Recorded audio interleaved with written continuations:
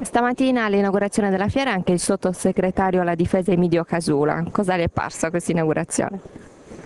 Mi sembra una cosa molto importante per la Sardegna, intanto ci sono molti espositori sardi, quindi il 50% mi sembra che siano sardi, quindi è già un segnale molto importante che si sta riprendendo a lavorare, a produrre. Come sta andando questa economia della Sardegna? In che direzione? Visto che oggi ci sono state insomma, da diverse parti delle tendenze, delle visioni politiche diverse.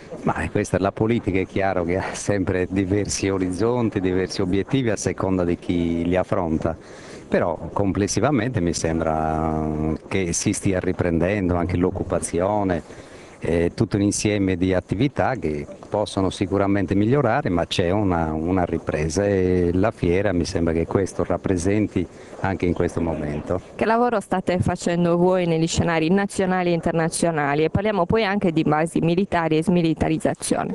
Ma noi a livello diciamo, internazionale con il Ministero della Difesa abbiamo rapporti di cooperazione con molti stati, tra i quali questi stati rivieraschi nel Mediterraneo, che si riuniranno a dicembre qui proprio a Cagliari per discutere della sicurezza del Mediterraneo e di tutto quello che serve per garantire ai cittadini di ambo le parti maggiore tutela e sicurezza, ma affrontando anche le altre problematiche che ci sono, quindi è una cooperazione che può essere molto utile allo sviluppo anche della Sardegna. Se dovesse davvero realizzarsi la smilitarizzazione delle basi di cui tanto si parla, come si potrebbe comunque ovviare anche da un punto di vista economico e strutturale per il lavoro?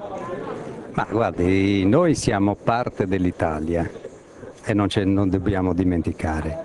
Siamo parte dell'Europa e quindi del mondo e non ci dobbiamo dimenticare di essere parte di un insieme, ripeto.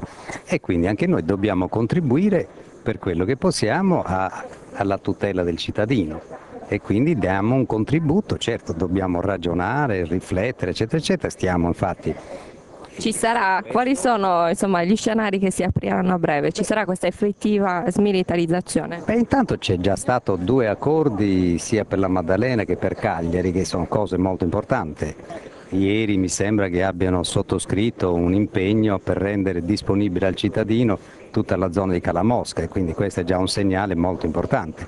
Così come sarà per Monteurpino, per Cagliari, ci sono tante altre cose per Cagliari che vengono restituite alla comunità locale. Poi qui dipende dalla città, dal comune e dalla regione vedere cosa si deve fare, senza pensare di utilizzarle quelle a servizio di qualcosa che non riguarda il cittadino sardo.